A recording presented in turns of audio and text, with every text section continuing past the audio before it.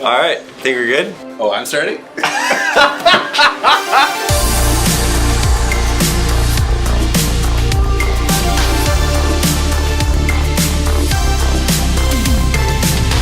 right, here we go. Hi, I'm Wes, and this is Craig beside me, and we're going to be talking to you through the Church in Culture series, and we're going to be working through this with you guys as community groups. And so we want to have a chance trying something new with video, just to talk through some of the issues and things that we're bringing up in the series. Yeah. So the first week that we're doing here at Church in Culture is around truth. And so if you heard Brent speak this week, you've heard him talk about how truth is, we're moving from a society and from a culture that used to be founded on truth and values around kind of an objective truth, now into a world where things are more murky and complicated and more subjective. And people, they use their feelings and they use their experiences as more reference points in their life and as how they discern truth than they do with necessarily the Bible or other things like that. And so what it's like to walk through that life, especially as younger people are growing up now in a world where it's completely different. And so that's what we're talking about this week, as we have some questions for you. And yeah, well, it all starts too with Dan's testimony that you saw in there too. You see, like, someone who grew up in the faith, grew up with some sort of knowledge of that, and for me, I didn't grow up in the faith, so I don't even have that reference point. And so for Dan, he grew up in the faith, but didn't really commit to Jesus until he was 86 years old.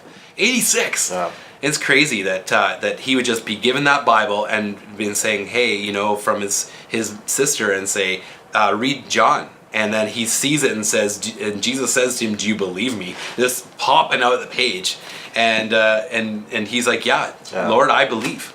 I believe." It's so cool. Yeah. I've been working in the church for a while, and so my wife teaches at a Christian school, and so we've been pretty immersed in the Christian subculture for quite a while. And when Brent was talking about living in this post-truth world, and as we were exploring it throughout the times, it kind of made me realize something. That I haven't really been living in the tension of a post-truth world that much, because I've been so immersed in my subculture, the Christian culture, that doesn't really struggle with it as much as the culture. And so one of the things that me and Carrie have started doing, my wife, is we started this group where we work out with some guys and some girls from our gym at our house, and these guys aren't church people at all, and living and now experiencing these people and getting to know them.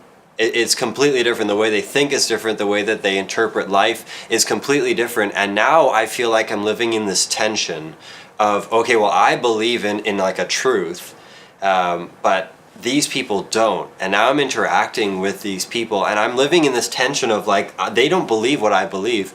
And for the last 5 years of our life, we didn't really have a lot of that. We didn't really have a lot of non-Christian friends. And so my question for you guys, as I kind of reflected on this and realized, wow, I haven't really perceived that I live in this tension, mostly because I didn't have these friends that I was with, and now I do. So my question for you guys is, do you feel like you live in that tension, that post-truth tension where you live values that are not the same as the culture you're a part of? And if you don't, it might mean that you don't have friends that are like that, and that might be something you want to explore as we talk about one life at a time. That's a big thing for the church. Or maybe it just means that you're just not aware of the post-truth things that you actually are believing or are part of, because we're frogs in hot water in this culture. And so this was an amazing thing for me, just like opened my eyes to see, like, wow, there's actually so much around me, like even just in my friend circle now, that they're believing things that are completely different to me that I never really saw before until really just looking more deeply into it. And it just kind of slipped under. And so that's my question for you guys. Do you feel like you're living in that tension right now?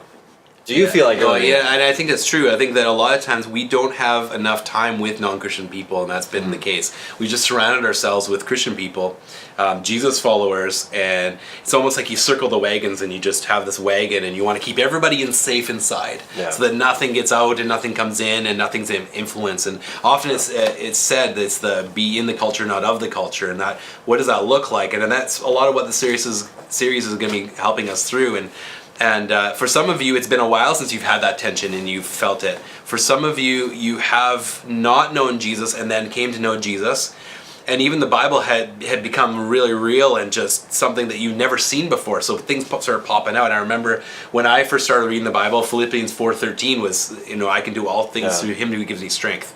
And that was just, it popped out on the page. I remember how fresh it is. And I think there is a tie between us and how we relate to our people around us and how we then view the Bible.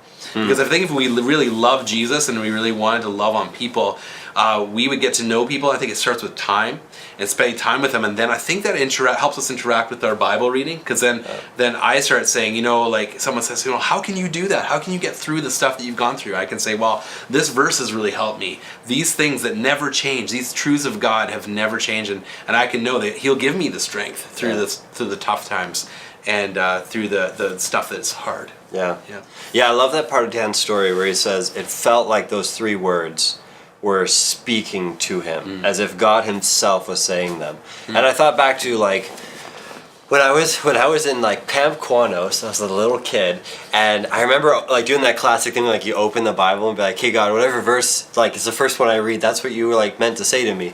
And I was asking God if I should tell my friend about Jesus, this one guy who was kind of like a Christian or whatever, and it was Galatians 6:1, and it was something like, I don't really remember exactly, but something like, brothers, you who are spiritual must work to bring those who are not spiritual back into the realm, but be careful that you don't fall in yourself into sin. And like to me it was like that, in that moment I just remember like imprinting on my brain, feeling like, wow, like the Bible's alive and it's like speaking to me, like God is right here speaking, and that's the only time it's happened for me. But I remember when Dan said that, I identified with that. I thought it was pretty cool. Yeah. So my question regarding that is have you ever read something in the Bible that you felt has just like jumped out at you? Or have you ever read something that you felt God was really speaking in that moment?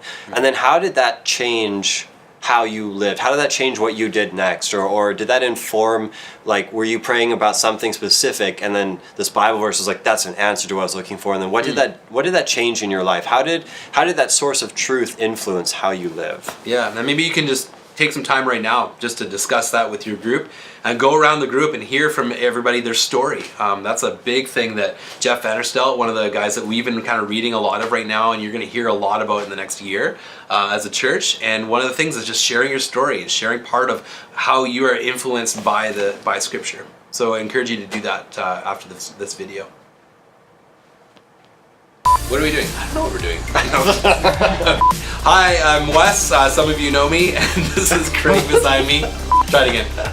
No, just keep rolling. Okay. That actually, I really like that. Here, just talk to you about some of the things that are going through our Christ in Culture series. Church and Culture. No way. There's no way you can expect it, and all of a sudden, boom! And you're like, ah! So have a great week, guys, and enjoy your time together. I don't know.